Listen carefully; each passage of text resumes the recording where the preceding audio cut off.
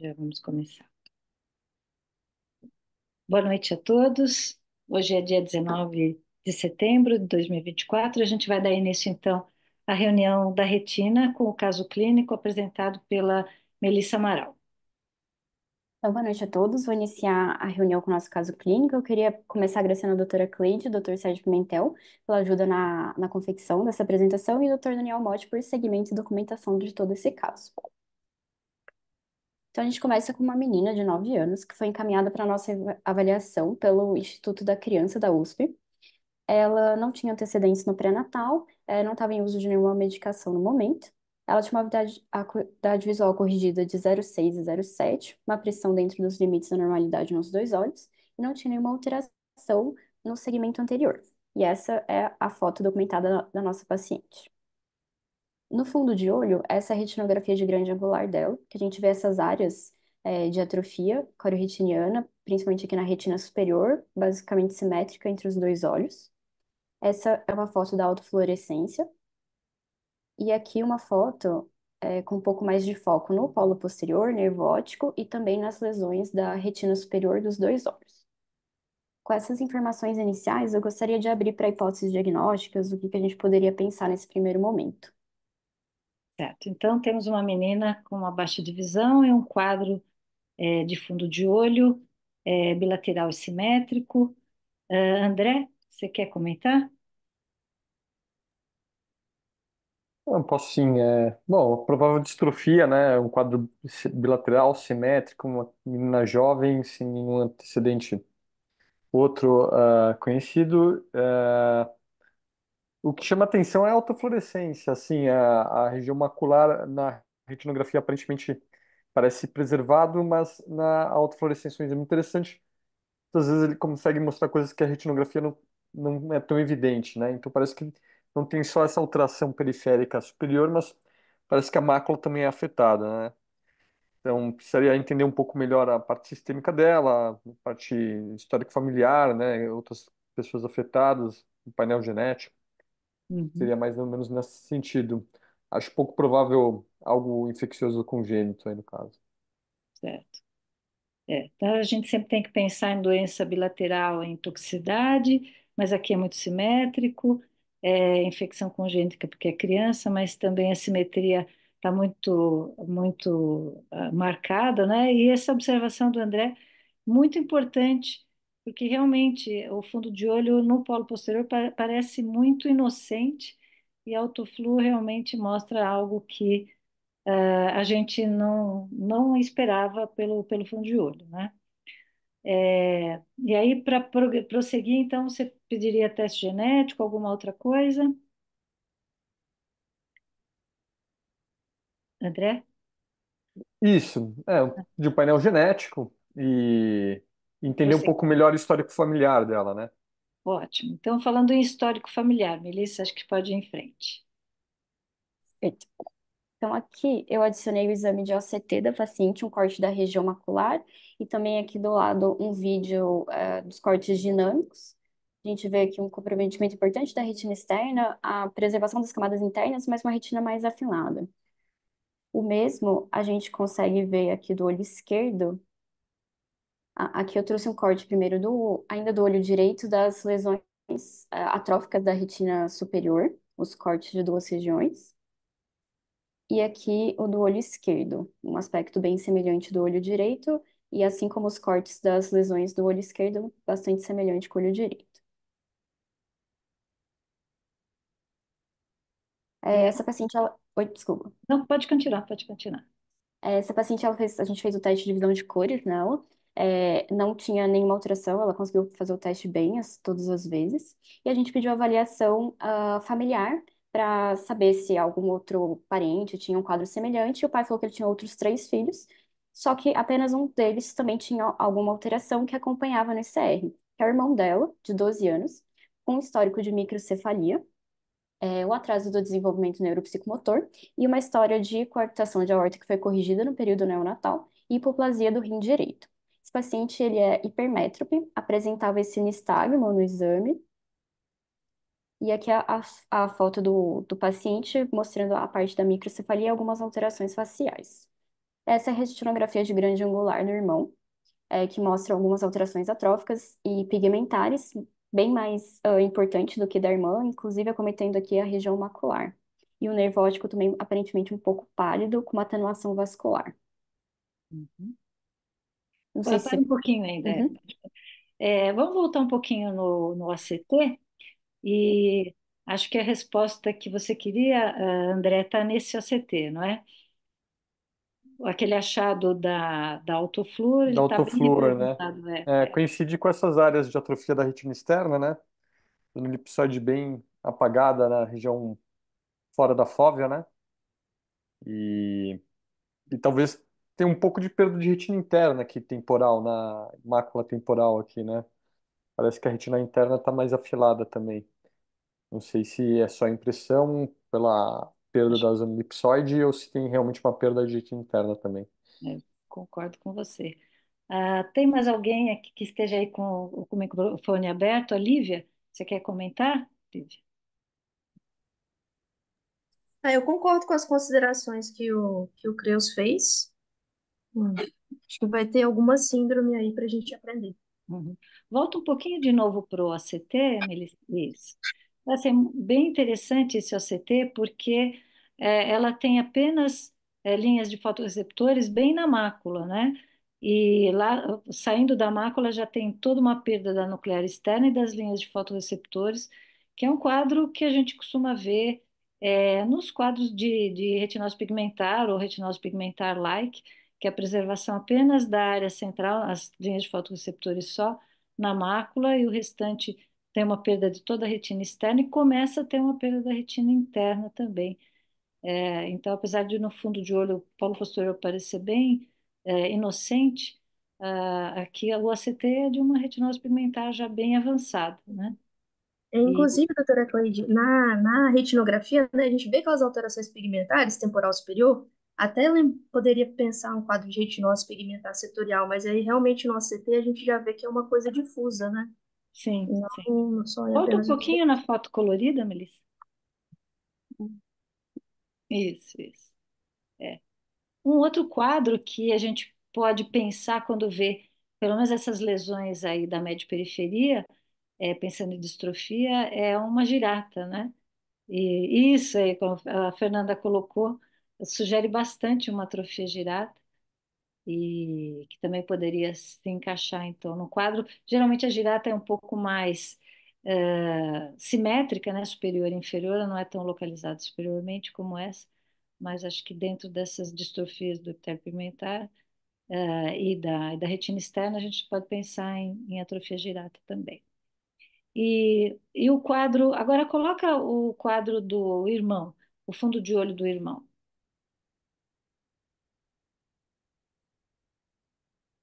Então, além desse quadro sistêmico mais rico que ele tem, né, com microcefalia, esse fundo de olho, o que que vocês acham que acrescenta? Lembra um pouco retinose, né? Uma alteração pigmentar difusa, palidez de disco, não sei se tem atenuação vascular, mas Bastante. então lembra mais retinose, quadro de retinose-like, né? Vamos colocar assim, né? Isso. Não sei se alguém tem microfone aberto quer falar, ou se quiser comentar. A Fernanda colocou aí de. Fernanda, você quer fazer algum comentário? Oi, doutora Cleide. Só que realmente essas lesões, essas placas de atrofia circulares lembraram muito um quadro de atrofia girata, mas estar localizado assim, em apenas um quadrante acaba descartando um pouco, né? Além do quadro sistêmico da paciente. Mas me lembrou pela retinografia da menina. O do irmão é um quadro já um pouco mais diferente, parece mais avançado, né? Talvez. Uhum. E aí, juntando então, ele, especialmente o irmão, que é mais acometido, tem microcefalia, tem nistagmo, tem um retardo no desenvolvimento neuropsicomotor, e esse quadro de retinose pigmentar, ou retinose-like, vocês pensam em alguma patologia antes da gente ir para o teste genético? Acho, acho que tem várias, né, que podem incluir um retardo no desenvolvimento, microcefalia esse quadro de retinose-like. Inclusive, algumas semanas atrás foi apresentado aqui e até um quadro de uma dessas distrofias, não sei se alguém lembra aqui, mas foi o KIF 11, e que também é um quadro parecido com esse aqui. Acho que pode seguir, Melissa. Certo, então, tendo em vista esse quadro, os dois irmãos acometidos, a gente solicitou um teste genético que a família fez e veio a alteração, né, duas variantes patológicas no gene TUBGCP4, que é o gene relacionado à doença de microcefalia e coriotinopatia, que, apesar de ser mais marcante no irmão, ela também é acompanhada no ICR por um quadro de microcefalia, é menos marcante que do irmão. E aí é sobre isso que vai ser a nossa revisão de hoje. Então, a microcefalia e coriorretinopatia é uma doença autossômica recessiva. O quadro clínico é marcado por microcefalia, o acometimento visual com coriorretinopatia, dismorfismo facial e o atraso do desenvolvimento, que pode ser bem variável. A gente via isso bem com a irmã e o irmão. O irmão tem um acometimento bem maior. Existem três subtipos dessa doença, a depender do gene acometido. Então, o tipo 1 foi o primeiro descrito em 1966, que era o acometimento do gene TUB-GCP3, GCP6. O subtipo 2, que é o acometimento do gene PLK4, e o subtipo 3, que é o acometimento do gene TUB-GCP4, que é o caso do nosso paciente. E aqui é importante lembrar, igual a doutora Cleide falou, da forma da doença autossômica dominante, que é relacionada à mutação do KIF11, que aí seria a microcefalia associada ou não a coriorretinopatia, linfedema e retardo mental. E aqui dessa terceira variante, que é do nosso paciente, atualmente na literatura tem 9 casos descritos. Então, para entender um pouco da patogênese dessa doença, esses 4 genes, eles codificam proteínas que estão envolvidas na nucleação e organização dos microtúbulos. E essas proteínas formam o complexo gama-tubulina. E esse complexo ele é importante na geração, formação, crescimento e ordenação dos microtúbulos. E os microtúbulos são fundamentais na organização dos cromossomos no fuso da célula e para a divisão desses cromossomos na divisão celular. Então, um dos relatos de caso fez um estudo dessa mutação, e aqui eles trouxeram uma foto interessante de imunofluorescência, que aqui à esquerda, um paciente que não tem a mutação do tubo GCP4, em que a gente vê os microtúbulos ordenados no mesmo sentido, e do lado direito, um paciente que tem a mutação do tubo GCP4, que a gente vê que os microtúbulos eles se organizam de forma desordenada. E outra coisa interessante que eles fizeram é que eles fizeram uma modificação da expressão genética de embriões de peixes, em que eles alteraram a expressão do tubo GCP4. E aí, os embriões em que eles fizeram essa mutação, 70% deles tiveram desenvolvimento com olhos e cabeças menores do que o normal. Voltando para o quadro clínico, então, da microcefalia e coriorretinopatia, o achado mais frequente na fundoscopia é esse aspecto de atrofia coriorretiniana lacunar, e outros achados, a depender do paciente, pode ser nistagmo, microftalmia, alta hipermetropia e dobras de retina, que estão associadas com uma atração maior que pode levar ao descolamento de retina. Agora, especificamente sobre o subtipo dos nossos pacientes, a descrição dos 9 casos, a idade variou do diagnóstico genético de 4 a 19 anos de idade, e a acuidade visual também foi bem variável, de 20 a 80 a 22. E aqui eu trouxe um dos relatos de caso, que eu achei interessante, que é de um menino de 19 anos que foi seguido para o mesmo serviço por 18 anos. Logo no período neonatal, ele foi diagnosticado com microftalmia, nistagmo, alteração pigmentar da retina de forma difusa e bilateral, e também aqui uma proliferação fibrosa com uma dobra de retina perto do nervo óptico. Então, aqui à esquerda tem a retinografia quando ele tinha 5 anos de idade, e aqui à direita com 15 anos de idade, 16. E ele fez o diagnóstico genético aos 16 anos de idade. Esse relato de caso, eles fizeram um compilado da acuidade visual, o equivalente esférico do paciente, também a adaptação ao escuro. E a acuidade visual que eles viram, ela se manteve relativamente estável nos dois olhos durante esses 18 anos de segmento, assim como essa deficiência da adaptação ao escuro. E aqui, para finalizar, para a gente lembrar dos diagnósticos diferenciais que a gente conversou, das infecções congênitas, que podem cursar com microcefalia e alterações de retina e coroide, a vitreoretinopatia exudativa familiar, que é uma vascularização incompleta da retina periférica, que pode cursar com essas dobras de retina, que já foram descritas nessa síndrome de microcefalia e coriorretinopatia, mas é mais frequente no quadro dominante do KIF11. Outra importante de lembrar que também foi falada é a atrofia girata, que são essas lesões periféricas que podem ser semelhantes, mas lembrando que a microcefalia não está associada nesse quadro. E por fim, a síndrome Second, que é caracterizada por um baixo peso ao nascimento, retardo mental e também microcefalia e podem ter alterações pigmentares periféricas. Então era isso que eu queria trazer hoje. Muito obrigada. Obrigada, Melissa. E antes da gente passar para o caso, eu queria que o Daniel Almotti, que acompanhou esse paciente e tem acompanhado esses outros de síndromes extremamente graves e raras, como o KIF-11, Daniel, você que seguiu esse paciente, como é que foi aí para chegar no diagnóstico? Quando ele veio, ele já tinha diagnóstico? Como é que foi a hipótese até chegar no teste genético? Esse paciente, ele foi encaminhado pela genética médica, eh, encaminhado pela doutora Chong, já veio com o diagnóstico para a gente, só para a gente avaliar se tinha essas lesões oftalmológicas, que obviamente eles notaram que o paciente tinha uma baixa de visão. Lá na genética médica, eles conseguiram fazer, né, o teste do irmão mais velho, que tem esses acometimentos mais graves, e aqui na retina, a gente fez o teste molecular da irmã. Obviamente veio com uma mutação igual, né, dos dois. Os dois irmãos têm a mesma doença. Mas é interessante isso, como a irmã tem uma severidade da doença muito menor do que o irmão, mesmo tendo o mesmo genótipo.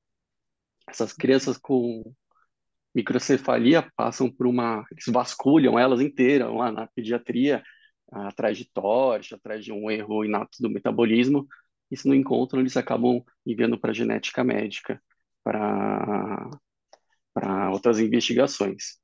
Aqui no nosso ambulatório a gente tem essa outra família também do KIF-11, que também tem a microcefalia, é um quadro muito semelhante, né?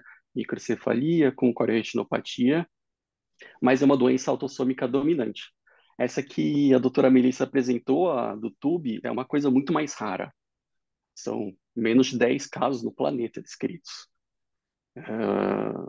E uma das variantes que a gente encontrou no nosso paciente, uma já tinha sido descrita e a outra é inédita.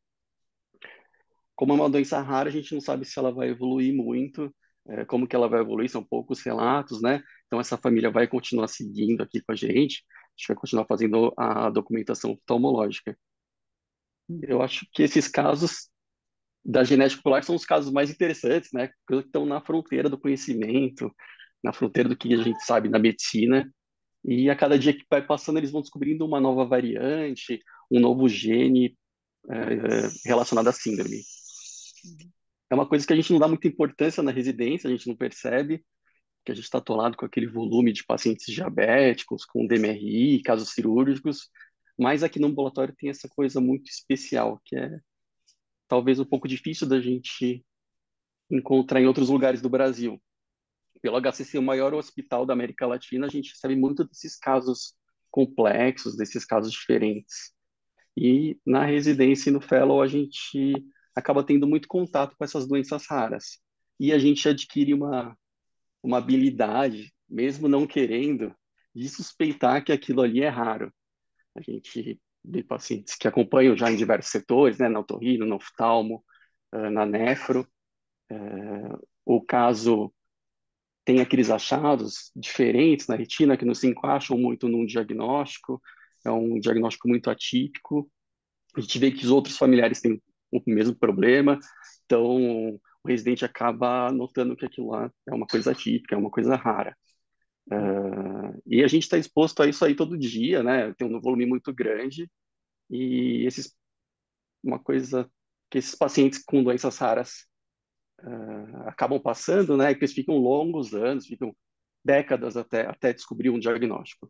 E se um dia ele tiver a sorte, né, de cair nas mãos de um oftalmo treinado aqui no nosso ambulatório, talvez esse tempo de diagnóstico fique um pouco mais breve e ele consiga receber um tratamento mais adequado para essa doença. Outra coisa que é muito especial aqui no nosso ambulatório é a presença dos nossos assistentes. Sempre tem um assistente, e são assistentes de grande renome da retina mundial, né, como a doutora Cleide, o doutor Creus, que estão sempre aqui do nosso lado. Entre os fellows, a gente até brinca. Esse OCT aqui tem que passar pelos olhos do oráculo. E a gente vai lá, mostra o oráculo da doutora Cleide, mostra lá captura ela e ela acaba matando o diagnóstico, acaba ensinando a gente. Então, aqui na HC a gente tem muita sorte de ter esses grandes professores aqui do nosso lado para direcionar a investigação desses casos mais difíceis que estão na fronteira, no limite da ciência, e tem a oportunidade também de ver ao vivo esses casos que a gente só vai conseguir ver em livros, né? Só em artigos mesmo. E aqui no HC a gente tem essa possibilidade de ver esses casos mais diferentes, mais raros.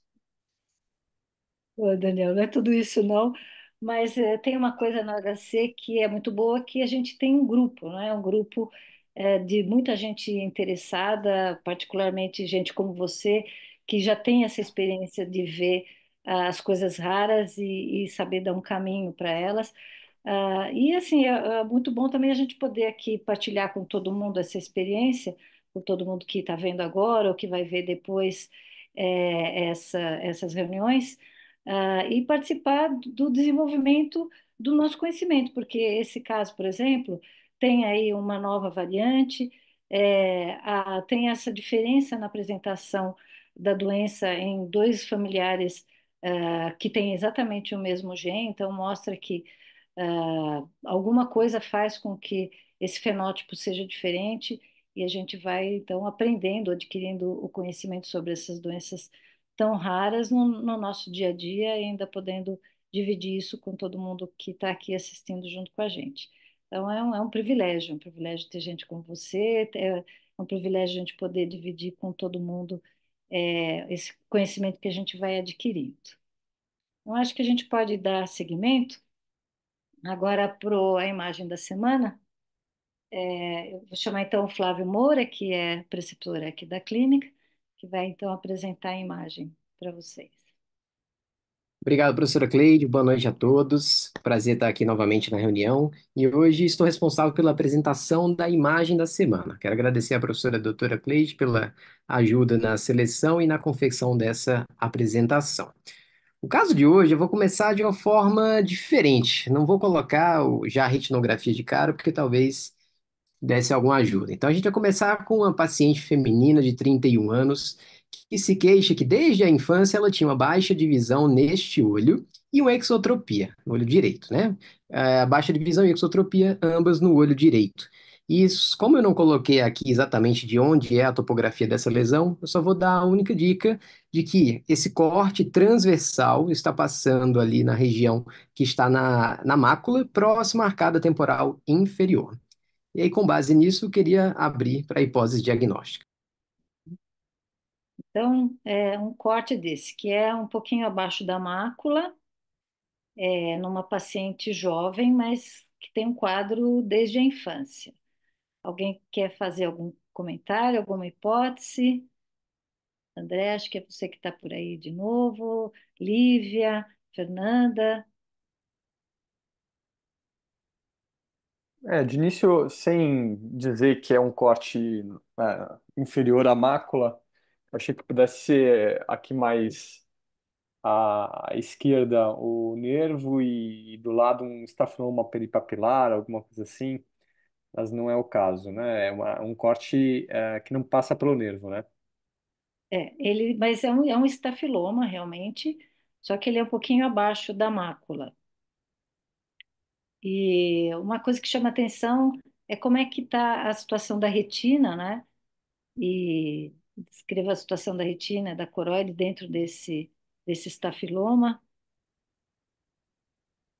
Tem uma sombra ótica aqui que a gente Isso. O que que você acha que observa, pode né? ser essa sombra aqui? O que que poderia dar um bloqueio tão grande assim? Uma calcificação. Uma excelente possibilidade. Qualquer coisa muito densa, né? O que a gente É, pode imaginar de mais denso seria cálcio mesmo, né? E fora isso, uma fibrose muito importante. E é interessante que a retina ao lado, dentro do estafiloma, ela mantém as características mais ou menos preservadas, né?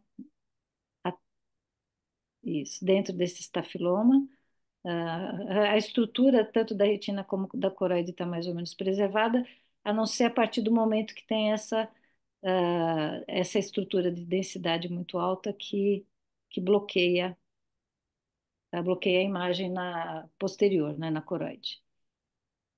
É, Alguém mais? o que poderia ter uma bela densidade de cálcio, um estoma de coroide, mas seria mais uma lesão mais profunda, né? Não Sim. seria já desde superficial.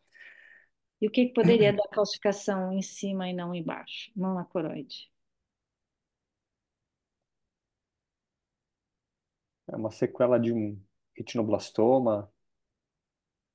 Muito É, bom. Outras coisas que poderiam dar cálcio. Acho que um processo inflamatório de longa data, tipo uma toxocaríase, também poderia evoluir. Não com tanto cálcio assim, mas às vezes também, né?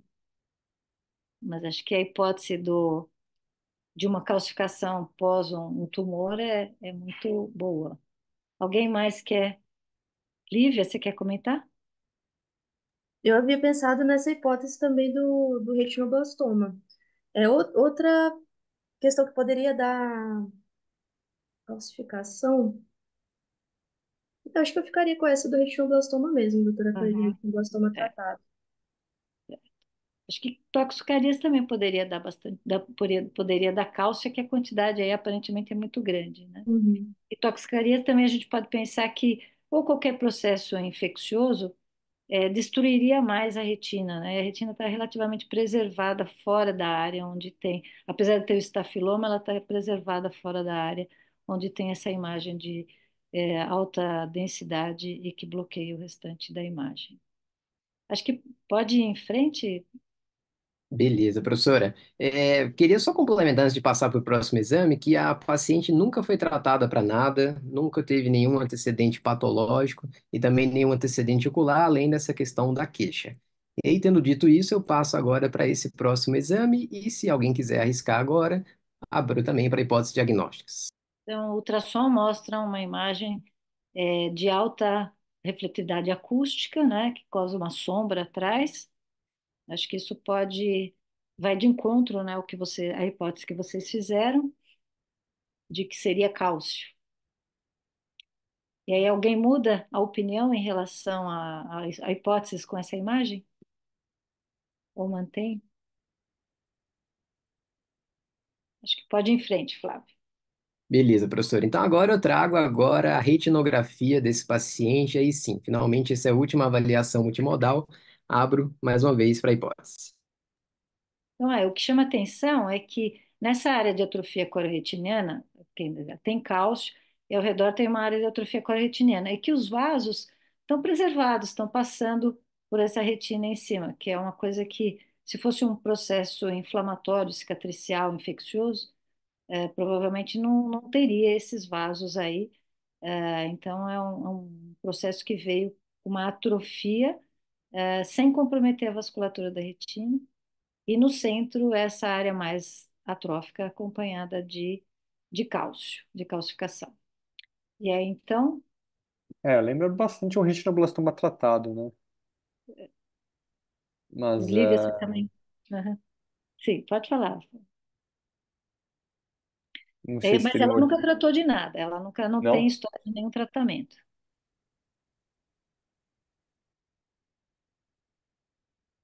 Lívia, você continua com a sua hipótese também?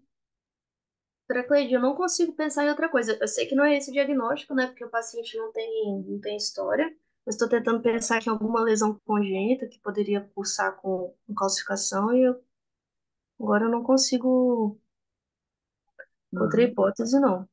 Sim.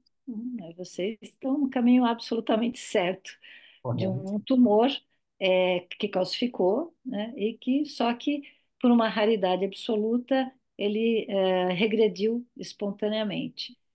Pode seguir, Flávio.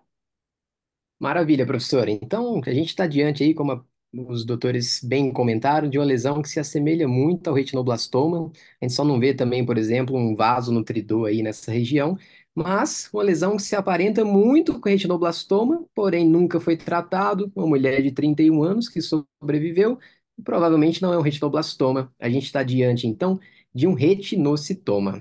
E aí, professora, posso prosseguir a revisão? Pode prosseguir.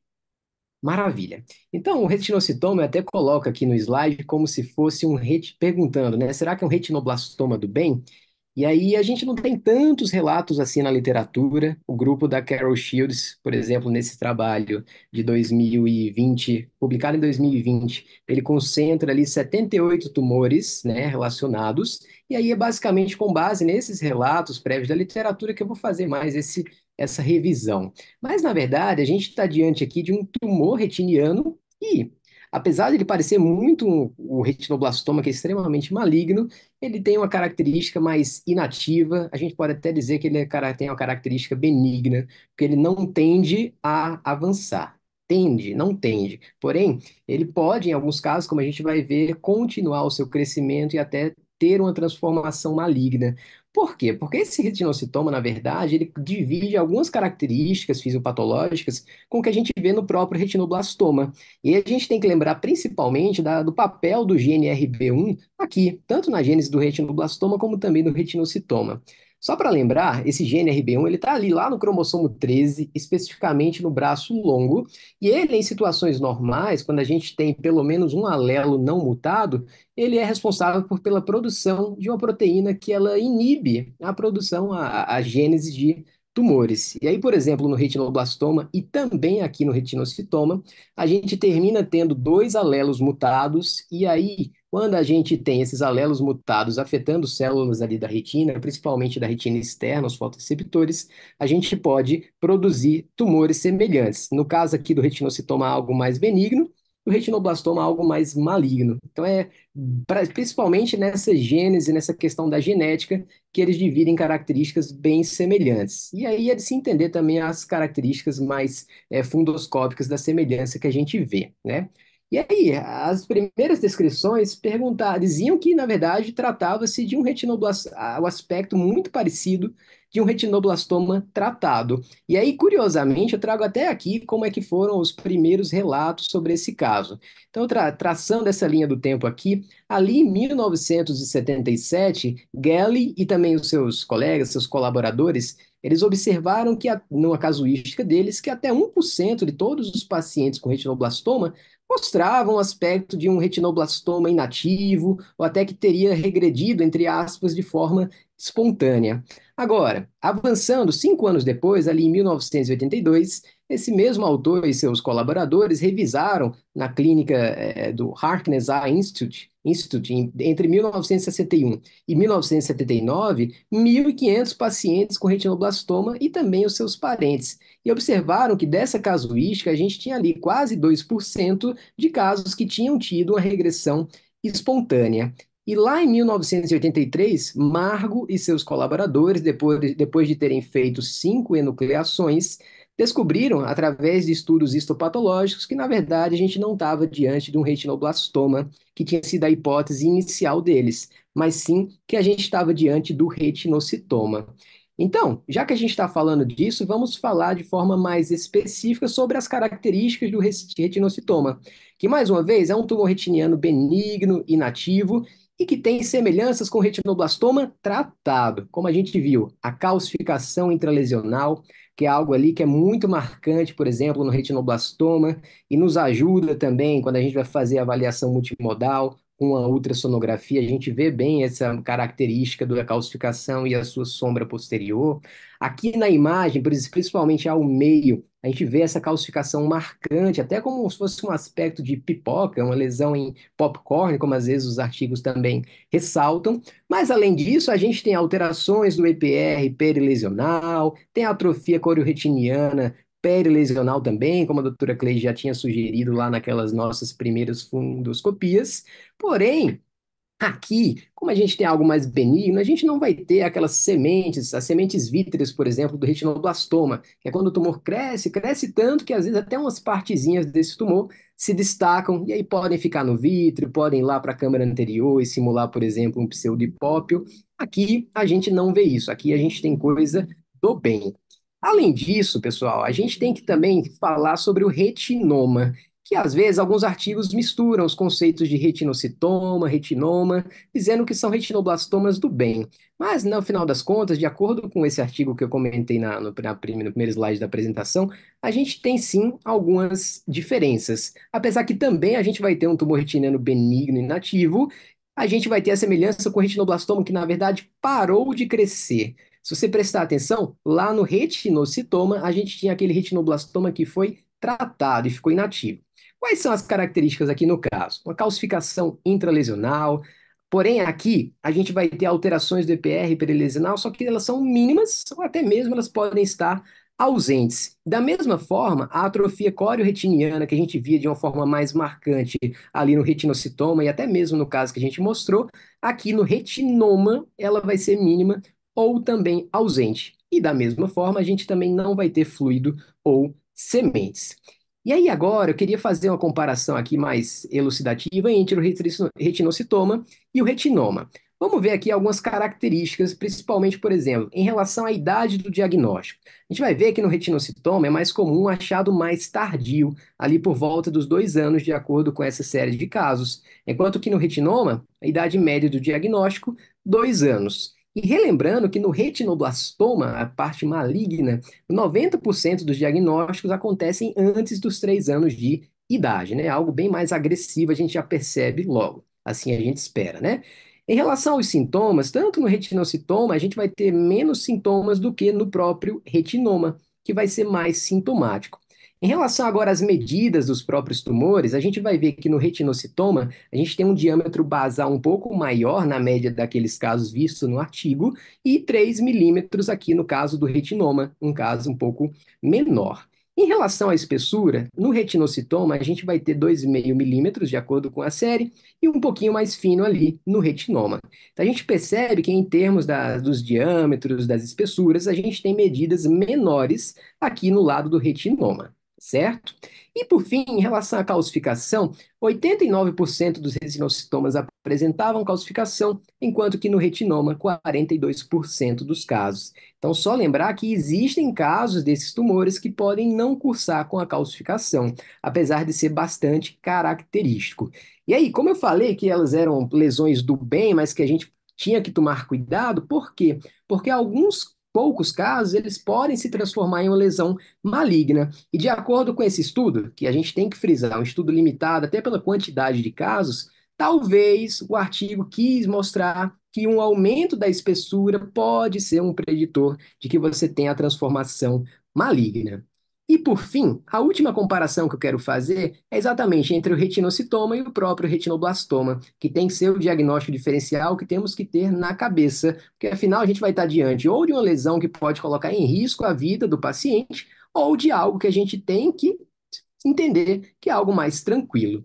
Então, começando aqui pela idade do diagnóstico, o retinocitoma, por essa série de casos, 16 a 25 anos, e o retinoblastoma, como eu comentei, menos do que 3 anos. Em relação à genética, eu já comentei, ambos compartilham a mutação nos dois alelos RB1. Porém, a repercussão disso no retinocitoma, para que ele seja do bem, as proteínas que são produzidas, elas têm uma menor instabilidade. E as proteínas, elas são mais, você tem mais proteínas senescentes, que não vão fazer tanto mal assim. Enquanto que no retinoblastoma é exatamente o contrário. Você tem uma alta instabilidade do material genético e tem uma menor quantidade de proteínas senescentes. Elas estão ali mais em atividade, prontas para fazer coisa que não é do bem. Em relação à leucocoria, no retinocitoma é pouco frequente, enquanto que no retinoblastoma é o principal sinal clínico de forma inicial, que está presente ali em pelo menos 60% dos pacientes.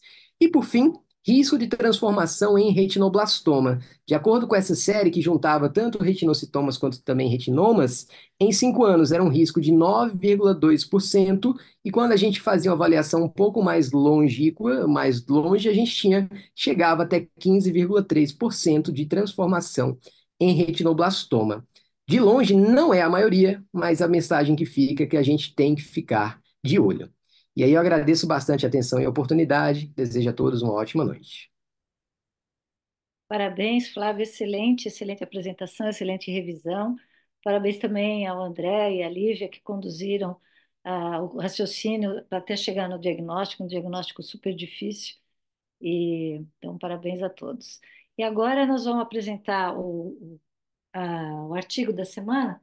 Vou chamar João Pedro Cardoso Prudêncio, que é R1, enquanto ele vai colocando aí a imagem, eu quero dizer que o Pedro se dedicou muitíssimo, fiquei extremamente impressionada com a dedicação do João Pedro a esse artigo, a esse tema, e depois no final ele pode até fazer algum comentário sobre as considerações e os conhecimentos que ele adquiriu lendo não só esse, mas uns 10 artigos sobre o mesmo tema.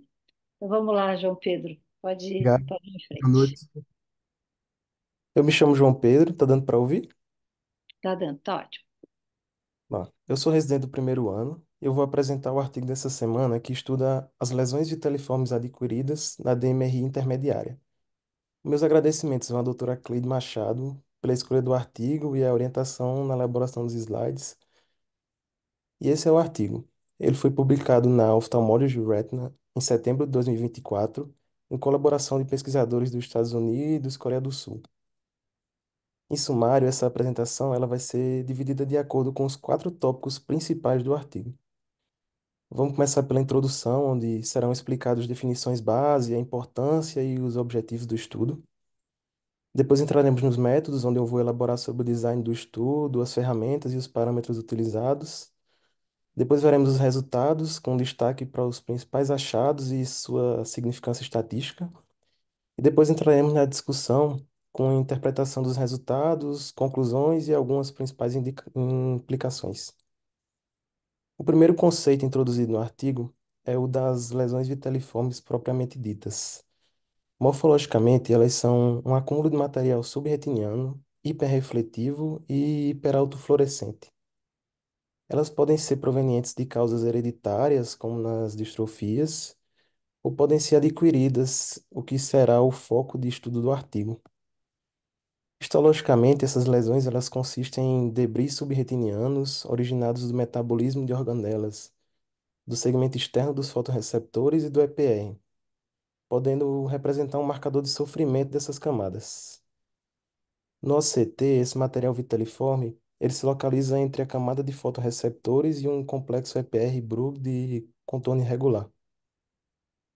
E aí, na autofluorescência ou no infrared do OCT, eles se diferenciam dos depósitos drusenoides pela hiperautofluorescência e o seu padrão de lesões isoladas.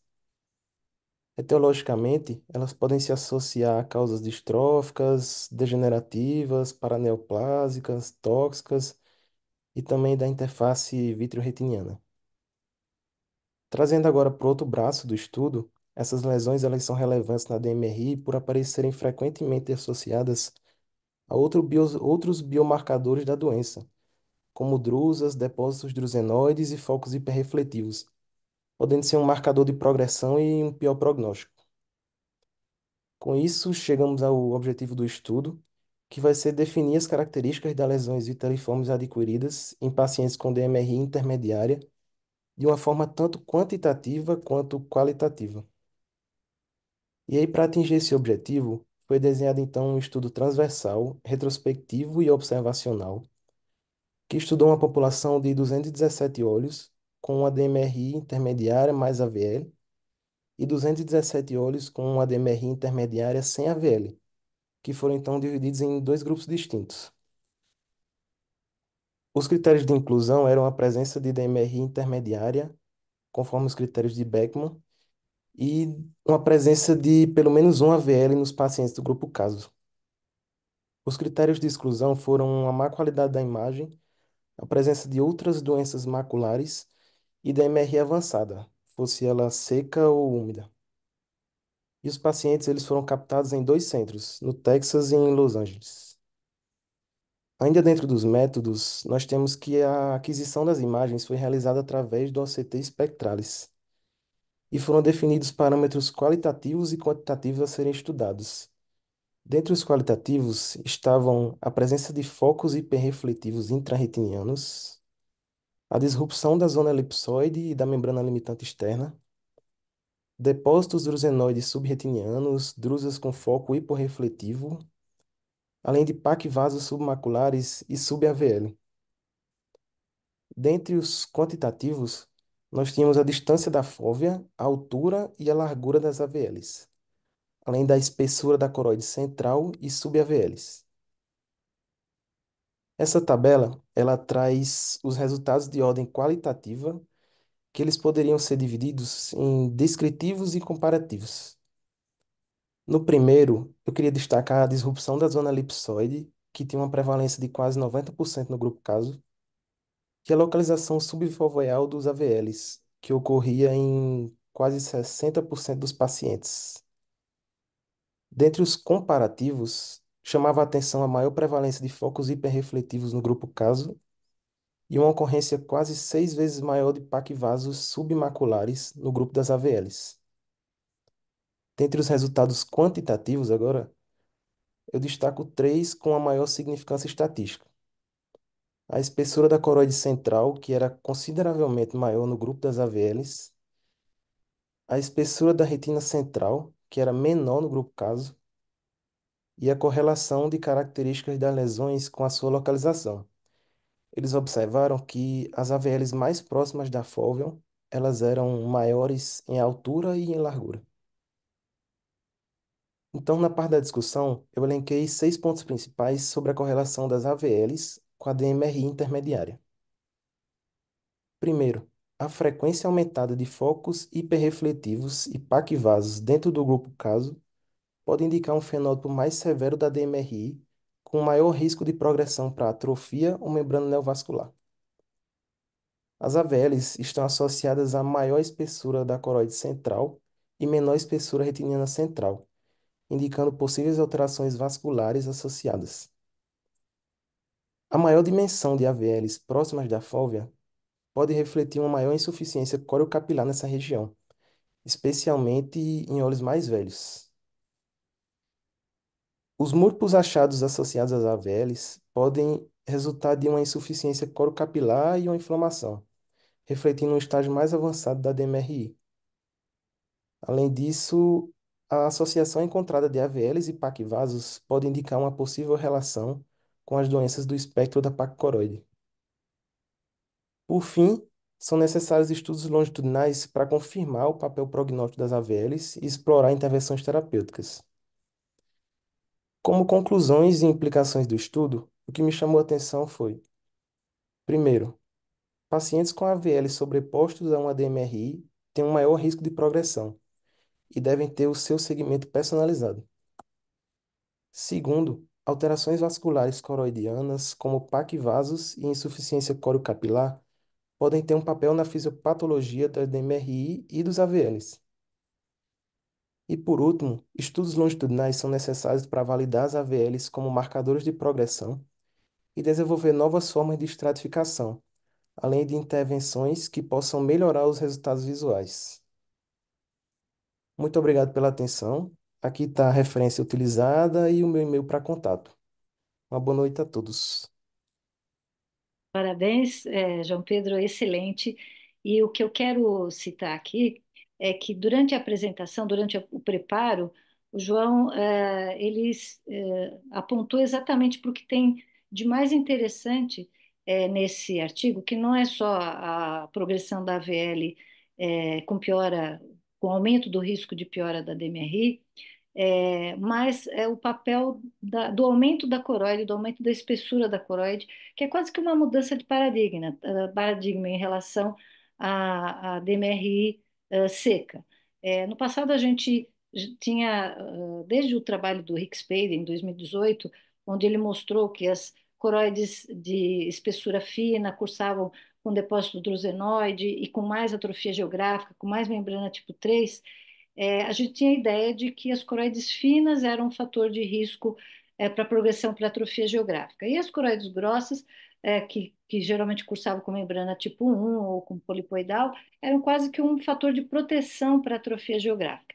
E nos últimos anos, esses estudos, particularmente com AVL, tem até uma descrição de uma maculopatia chamada PAC viteliforme, que é uma maculopatia de idosos com PAC coroide e com depósito viteliforme que evolui para atrofia, e que seria, segundo os autores, até mais um elemento no espectro da paracoroide, mas que evolui para atrofia geográfica, mostra que os paquivasos e a coroide grossa também podem ser um fator de risco para atrofia geográfica e não só para membranas do tipo 1 e polipoidal, provavelmente pela compressão da corocapilar e isquemia do EPR, formação não só de AVLs, mas também de depósitos drusenoides que culminam com a atrofia geográfica. E a percepção dessa novidade, não é, dessa mudança até de paradigma em relação à interpretação da coroide no papel da atrofia geográfica foi que o João Pedro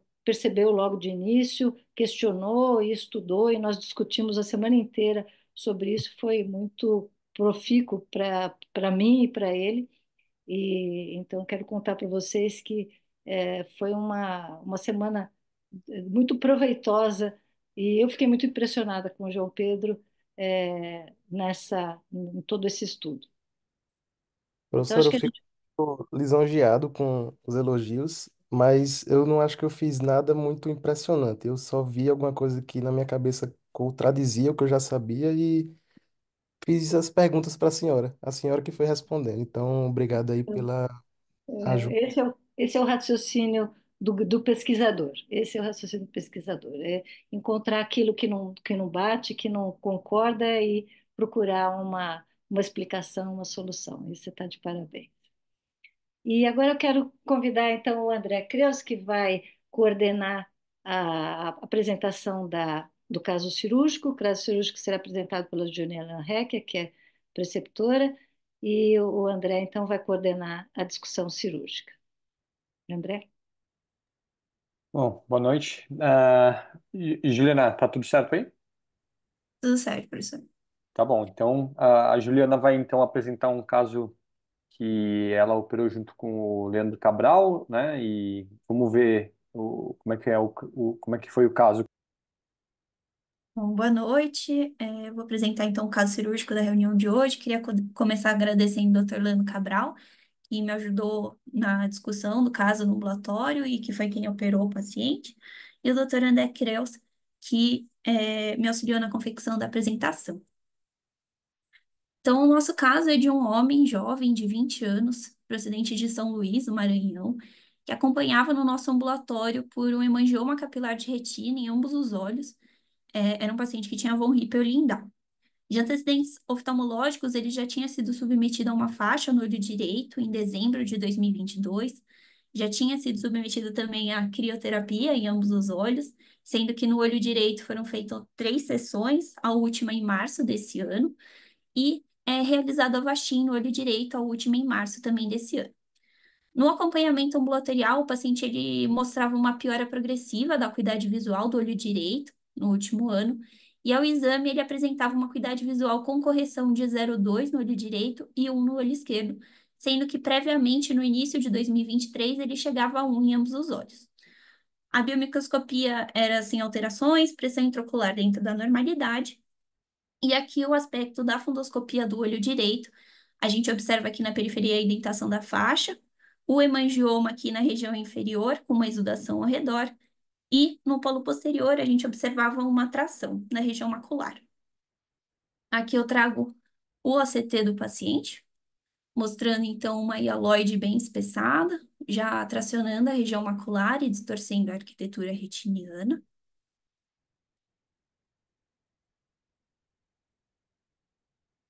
E então, diante desse caso, eu gostaria de abrir para discussão de conduta. Muito bem. Então, um paciente jovem com von Hippel e que desenvolveu uma alteração de interface importante envolvendo a mácula. É, vamos ver. Lívia, Pedro Braga, Bernardo Kesselman. Vocês podem comentar o caso e depois a gente deixa o Cabral para comentar como que ele conduziu a cirurgia. Lívia, Pedro? É sem dúvida um caso muito complexo e desafiador, por ser um paciente jovem, né? Com essa alteração importante da interface, a hialoide bastante aderida, então a gente já sabe que vai ser uma cirurgia difícil, principalmente a questão do descolamento do vítreo posterior, né? E também abordagem macular com peeling, que ele já tem uma membrana epidetiniana também, pelo menos no grau 3. E também na cirurgia, uma oportunidade para realizar também o tratamento, né, dos hemangioblastomas, poderia ser associado também à crioterapia nesse momento. Mas realmente é uma cirurgia muito complexa, né? E o Cabral tem uma experiência grande com os casos de von Hippel aí do serviço. Muito bem. Me chamou a atenção nesse caso, a Juliana comentou que esse paciente já tinha feito algumas sessões de crioterapia. Quantas tinham sido feitas, Juliana? Foram feitas 3 sessões, professor. Três sessões. Três, E a desde lesão não 2022. pouco reduziu a lesão nesse Não, período? o olho esquerdo respondeu super bem à crioterapia, Uhum. mas o olho direito, que tinha essa lesão maior e inferior, não respondeu muito, não. Eu Certo. achei que tinha mais de uma lesão aí nessa imagem, não é, ô Gil? Não sei se foi É, feito mais também. Acho que nem o Dr. André falou, acho que quando acaba fazendo até o tratamento, né, essas múltiplas sessões de crioterapia, podem acabar gerando, né, esse processo inflamatório que vai sendo, tanto pela lesão como pelo próprio tratamento, acabam induzindo, né, esse espessamento da elóide, essa contração que acabou resultando aí no quadro atual, né, contribui para essa evolução. Muito bem. Bernardo quer comentar algo sobre como conduzir esse caso? Muito bem. E, bom, Juliana, eu acho que você pode mostrar o vídeo da cirurgia e o Cabral comenta, então, o vídeo, então, depois na sequência. Antes, boa Ah, noite a todos. ah, Tudo bom, André? tudo bem, Eu Cabral? queria só Pode. breves palavras só Pode. sobre o caso aqui, né? Eu acabo tendo, já fiz alguns casos de von Hippel, e esses pacientes eles não se comportam como outros pacientes jovens. A evolução é diferente, né? Eu acho que a gente tem que ter muito cuidado em indicar cirurgia para esse tipo de paciente. Tanto que a Juliana ela resumiu a evolução, mas esse paciente já foi mostrado para mim diversas vezes e a gente segurou ao máximo a indicação de cirurgia para ele. Por quê? Porque eu acredito que existam mediadores inflamatórios diferentes, adesão vítrea diferente, e esses pacientes você tem que, uma vez que indicado cirurgia, então nesse caso, a gente seguiu esse paciente, a visão foi caindo, inicialmente ele tinha uma visão boa, e se não me engano estava em torno de 20/100 de visão, certo, Juliana? é isso. E assim, com uma visão bem ruim, o paciente se queixando muito, e realmente a gente vendo que tinha uma distorção macular importante, aí foi indicado a cirurgia. Quando se indica uma cirurgia de von Hippel, você tem que indicar uma cirurgia radical, no sentido de, eu acho que nesses casos tem que fazer a cirurgia de catarata associada, o que eu sou contra geralmente para pacientes jovens, mas você tem que ter essa remoção do cristalino, porque esses pacientes proliferam retrocristaliniano. Você tem que entrar sabendo que você vai ter várias lamelas de vítreo. Você tem que entrar tentando remover a membrana limitante interna desse paciente para evitar ter um resquício de tecido, porque senão eles contraem no pós-operatório. Então, tomem cuidado quando vocês veem vídeo de von Hippel, porque o que importa não é o vídeo, o que importa é como esse paciente fica 3 ou 4 meses depois, né? Então, a gente vê alguns casos aí que o pessoal faz remoções de tumor, tudo, depois o paciente descola tudo por PVR. Então, eu só queria, antes de tocar o vídeo, só esses pontos também, até para justificar a minha maneira de pensar e o que foi feito na cirurgia, tá? Mas só esse adendo, André. Não, perfeito. Ótimos comentários. Vamos ver como que o caso foi conduzido, então.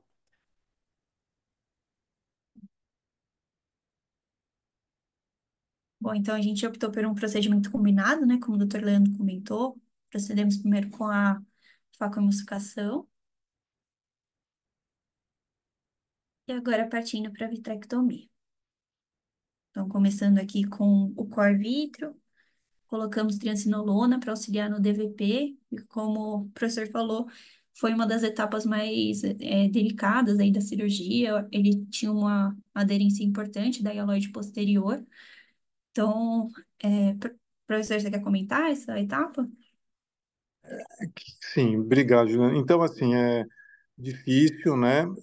De novo, assim, várias lamelas. Quando você acha que você descolou a hialoide, você cora de novo com triancilona, tinha uma outra lamela bem aderida. E o que é interessante é que uma adesão muito grande com esses vasos dilatados, né? Ele tem aqui esse vaso aferente aí que vai lá para o tumor, né? Que é bastante dilatado, e nesse vaso perto do disco existia uma adesão muito, muito grande. Então, o último plano de adesão eu conseguia em médio periferia, se não me engano foi na médio periferia nasal, e a partir daí a gente foi levantando a hialoide, descolando a hialoide, e eu tive que curar diversas vezes aí, mas tudo isso já previsto. Já, quando você coloca aí um paciente desses na mesa, você sabe o que você vai observar. Então, aqui vocês estão vendo que sangrou nesses grandes vasos, e era difícil até de fazer a cauterização aí nessa região e nesses grandes vasos, né? Então, o que eu optei por fazer foi de aumentar a pressão da garrafa e diversas pegas para tentar fazer a remoção da limitante. Então, a gente corou com a tristanlona e azul brilhante. Eu não sei se a gente vai conseguir ver aí, mas a retina vinha muito, né, com esse peeling, né? Então foi um peeling que eu tive que fazer diversas pegas e pegando de um jeito, do outro, ao redor da mácula, até conseguir soltar e não causar um buraco de mácula, alguma coisa assim. Mas com bastante perseverança enfim, e delicadeza, a gente conseguiu remover esse tecido que tinha um epicentro bem forte ao redor da arcada temporal superior.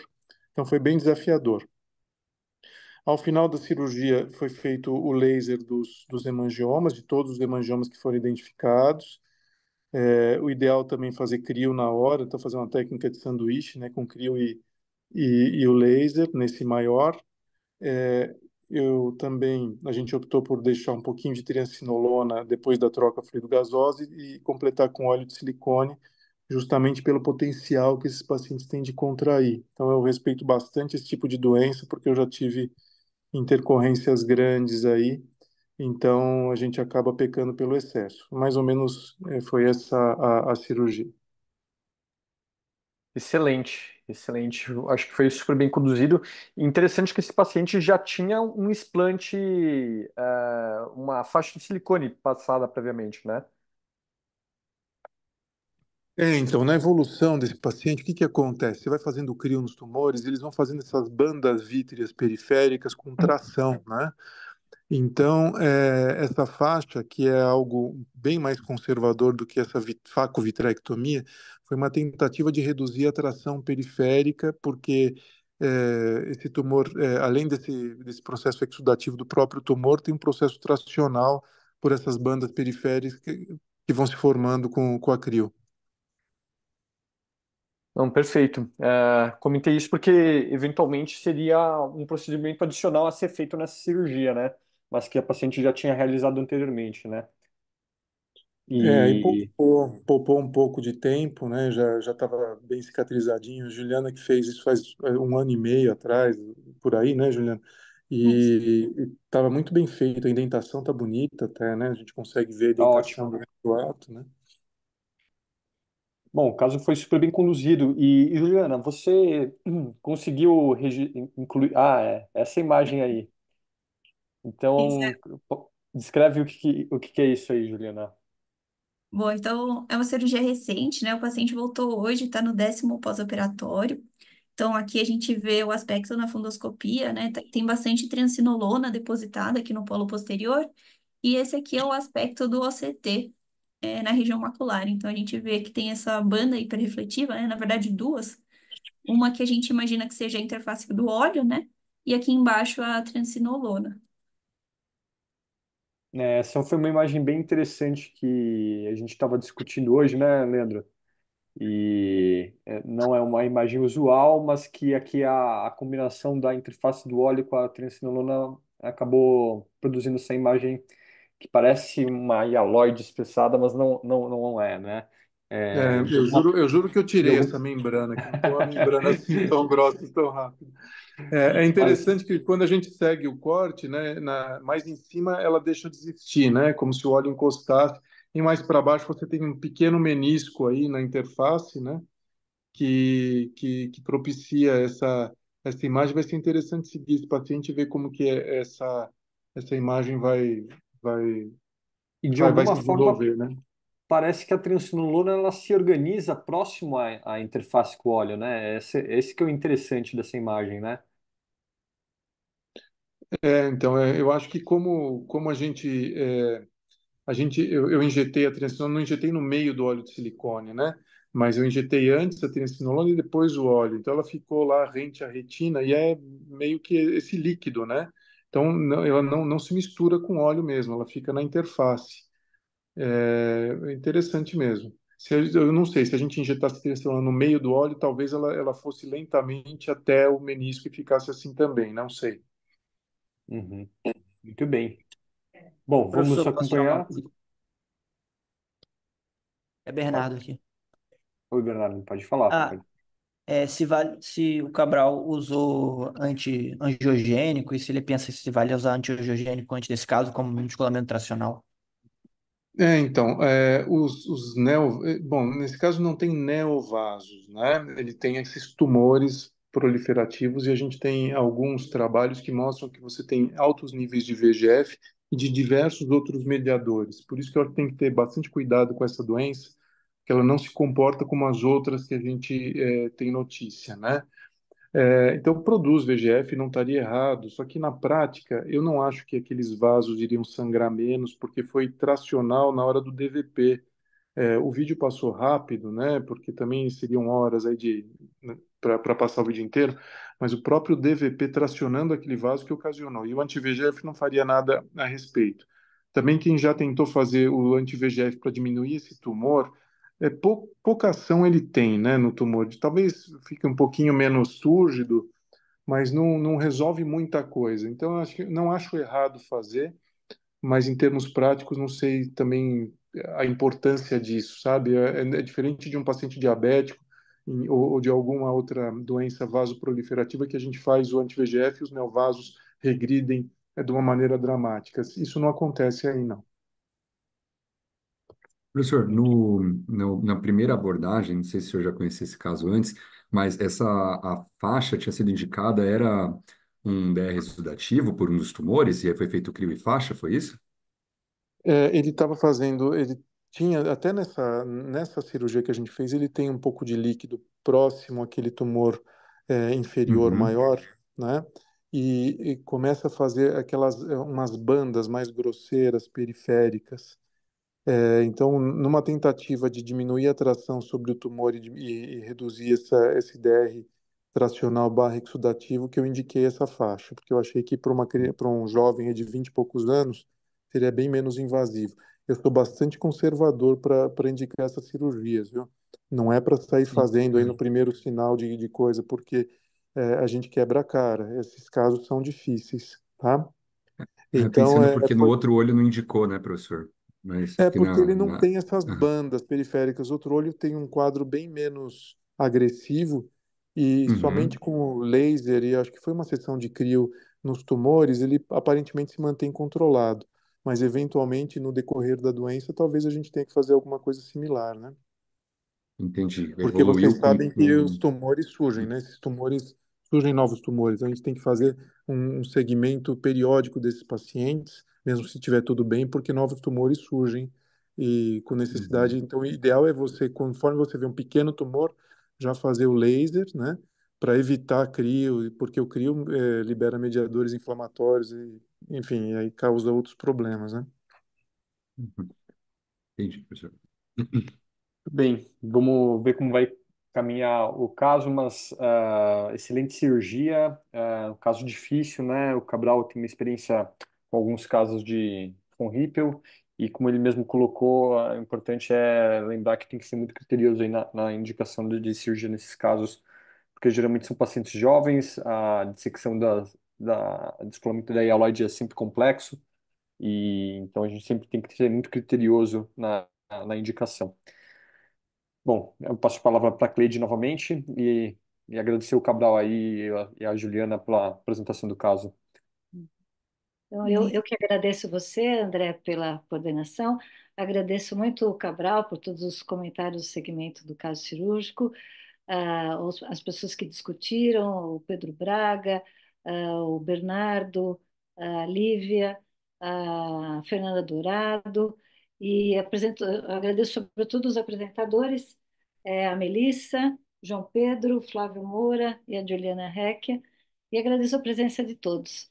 E boa noite a todos e até a próxima semana. A próxima semana o Pimentel já está de volta. Um abraço a todos. Boa noite. Boa Tchau, noite. tchau, boa noite. Boa noite.